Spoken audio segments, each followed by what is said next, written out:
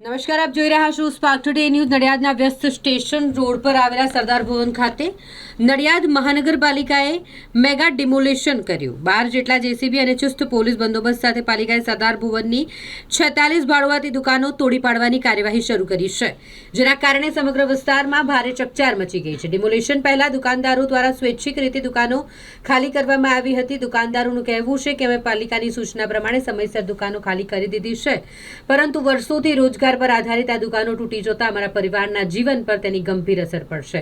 દુકાનદારો દ્વારા પુનર્વસન અથવા વૈકલ્પિક વ્યવસ્થા કરવાની માંગ પણ ઉઠાવવામાં આવી છે.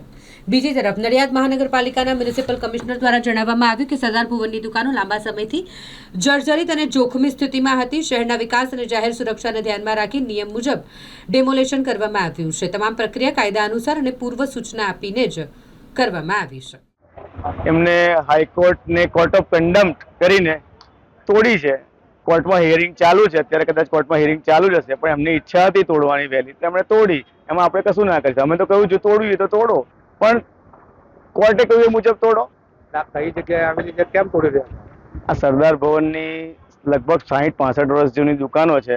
આ મુદ્દો લગભગ 2 વર્ષથી કોર્ટમાં ચાલી રહ્યો છે.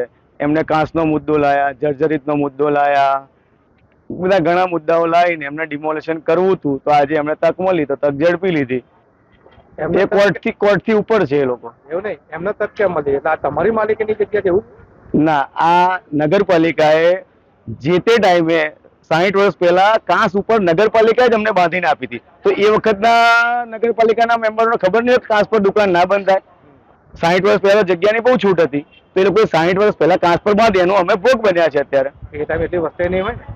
વસ્તી નહીં હોય તો ઉપરથી સારું ને, જગ્યા બીજે આપી શક્યા હોત ને એ લોકો. એટલે તમે જે કઈ કહી રહ્યા છો કે કાંસ ઉપર એ ટાઈમે આપ્યું? હા, એમણે આપી. અમારી જોડે પૈસા લઈને એમણે નહીં બાંધીને આપી છે, તેમને એ બાંધવી ના જોઈએ ને. આ જે દુકાનો નીચેનો જે કાંસ છે ને, એ શહેરના મુખ્ય જે બજારો છે એમાં જે વરસાદી પાણી પડે એને નિકાલ કરવાનો કાંસ છે. બરાબર છે. તો પછી ચોમાસા સિવાય એ કાંસમાં પાણી હોવું જ ના જોઈએ ને. એ 12 માસ એમાંથી પાણી જાય છે. એમની બધી ગટર આમાં જોડી છે. જો વરસાદી પાણીનો નિકાલનો કાંસ હોય તમારા કહેવા મુજબ, તો ચોમાસા સિવાય તેમાંથી પાણી જાય જ નહીં ને. તો 12 માસ પાણી જાય છે, એનો તમને પ્રૂફ આપી દઈશું. વરસાદની સિઝનમાં એ તમારી દુકાનોની અંદર વચ્ચે તોડીને સાફ સફાઈ બી કરી છે 1-1.25 વર્ષ પહેલા. કેટલો બધો કાંસ ભરેલો હતો? એમણે કાંસ બતાવ્યો હતો કે ભરેલો હતો. હવે જે ટાઈમે એમણે વરસાદી પાણીનો નિકાલનું બતાવ્યું તો ગટર લાઈન જોડી છે ત્યારે જ પાણી આવે છે ને. ગટર લાઈન ના જોડી હોત અને આપણે જે જગ્યાએ ઉપર ત્યાં નીચેથી બી ગટર જાય છે. 2014માં ગટર બનાવી છે. આ બાજુ છે દુકાન નીચે જે વરસાદી પાણીનો કાંસ. આ વરસાદી પાણીનો કાંસ છે, 100% છે, સાચી વાત છે. તો વરસાદી પાણી માટે જ હોય ને વરસાદી પાણીનો કાંસ. એમાં 12 મહિના તો પાણી ના જવું જોઈએ ને સાહેબ, પણ 12 મહિના પાણી જાય છે એમાંથી.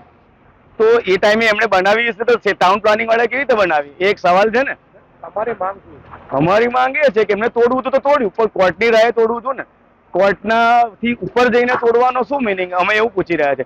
આજે બી કોર્ટમાં હિયરિંગ છે, તો એક દિવસ જપી ગયા હોત ને, એ લોકો જીત્યા હોત ને તોડત. અમે ક્યાં ના છે? તમને અલગ જગ્યાએ ફાળવી છે દુકાન ફાળવી છે જ્યાં જીબી મીટર નથી આપતું, ઇન્સ્યોરન્સ કંપની વાળા ઇન્સ્યોરન્સ નથી આપતા, રાતે માલ સામાન ચોરાઈ જાય એની કોઈ ગેરંટી એ લોકો નથી લેતા, અને મહિને 13,000 ભાડું કે છે. જે અહીંયા ઘડી અમે એના કરતા 30 ગણું ભાડું. અહીં પહેલા કેટલું હતું?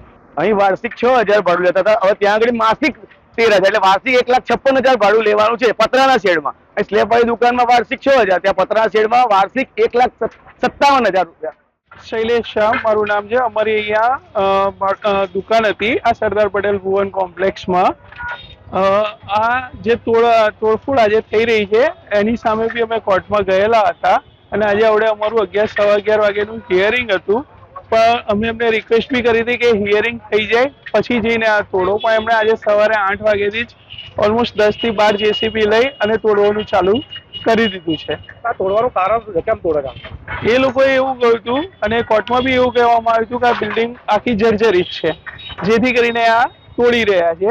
પણ અમે કોર્ટમાં બી ગયા હતા તો કોર્ટે એવું કહ્યું હતું, નામદાર કોર્ટે એવું કહ્યું હતું હાઈકોર્ટમાં કે ભાઈ આ લોકોને પહેલા વૈકલ્પિક વ્યવસ્થા આપી અને પછી તોડવું. બટ આ લોકોએ વૈકલ્પિક વ્યવસ્થા માટે અમને કાલે રાત્રે 8 વાગે દુકાનો ફાળવી હતી, જેની ચાવી પણ નથી આપી, અને એમાં બી ખાલી 33 દુકાનદારોને જ આપી હતી, જ્યારે અમારી ટોટલ 46 દુકાન છે. સો એ લોકો બાકીના 13 દુકાનદારોને દુકાન પણ નથી ફાળવી. પણ નડિયાદ શહેરમાં જે પાણી ભરાય છે તો કે નીચે કાંસ હતો, કાંસ બહુ ભરાઈ ગયેલો કાદવ કિચડથી. તો સાહેબ કાંસ તો નડિયાદ શહેરમાં છેલ્લા 63 વર્ષથી છે અને આજ દિન સુધીની હિસ્ટ્રીમાં ખાલી 2 વખત નડિયાદમાં પાણી ભરાયું છે આ રોડ ઉપર, અને એ બી જ્યારે આખું નડિયાદ શેરી નદીમાં પૂર આવ્યું હતું ત્યારે આખા નડિયાદમાં પાણી ભરાયું છે. જો દુકાન નીચે કાંસ સાફ કેમ નહીં થાય? દુકાન નીચે કાંસ હતી આટલા વર્ષોથી પણ સાફ થતી હતી તો જ નતું પાણી ભરાતું ને. ખાલી છેલ્લા 2 વર્ષથી જ એમણે એવું કહ્યું કે હવે આ કાંસ સાફ થઈ શકે એવું નથી, અને છતાં બી આ વર્ષે તમે બી જોયું છે નડિયાદમાં ઓલમોસ્ટ 100%થી બી વધારે વરસાદ પડ્યો હતો તો બી આ રોડ પર પાણી બિલકુલ નતું ભરાયું. પણ જ્યારે કાંસ સાફ કરવા માટે આ લોકોએ તમારી દુકાનો નીચેથી તોડે છે ત્યારે કાંસ તો બધો ભરાઈ જ ગયેલો. ના સાહેબ, ત્યારે બી કાંસ સાફ થયો તો બી ખરો, અને પછી બી કાંસ જો હોય તો એનું પાણી, કાંસનું પાણી એટલે વરસાદનું પાણી કહેવાય. આ કાંસની નીચે તો કાયમ માટે પાણી રહે છે, એનો મતલબ તો ગટર હતી એની જોડે, તો જ ગટર લિંક થયેલી હોય તો જ પાણી નીચે રહેતું હોય ને. કાંસનું પાણી તો વરસાદ પડતો ત્યારે જ હોવો જોઈએ ને ખાલી. તમને આ દુકાન તોડી તો અન્ય જગ્યાએ ફાળવી છે ને? અમને અન્ય જગ્યાએ જે દુકાન ફાળવી, મેં તમને જેમ જણાવ્યું, કાલ રાત્રે 8 વાગે અમને દુકાનની ફાળવણી કરવામાં આવી, એની ચાવી નથી આપવામાં આવી, અને જે શેડ બનાવવામાં આવ્યા છે એ અમારી જે અવડે કરંટ દુકાન હતી એના ખાલી 60% દુકાનનો શેડ બનાવીને આપવાનો આવ્યો છે. જ્યારે કોર્ટનો હુકમ એવો હતો કે અમને જે અમારી દુકાનની જે સાઇઝ છે એ સાઇઝ ટુ સાઇઝ પાછી દુકાન આપવાની હતી. માંગ શું છે તમારી? અમારી માંગ એટલી જ છે, અમે ત્યારે બી એટલું કહ્યું, કાલે બી અમને એટલું જ કહ્યું હતું, જે તમે પરમાનન્ટ દુકાનનું જે કોર્ટે કહ્યું છે કે અમને પરમાનન્ટ તમારે શોપ્સ પાછી બનાવીને આપવી, એની એટલીસ્ટ અમને ટાઈમ લિમિટ આપો કે કેટલા ટાઈમમાં અને કઈ જગ્યાએ તમે પરમાનન્ટ શોપ બનાવીને અમને આપશો.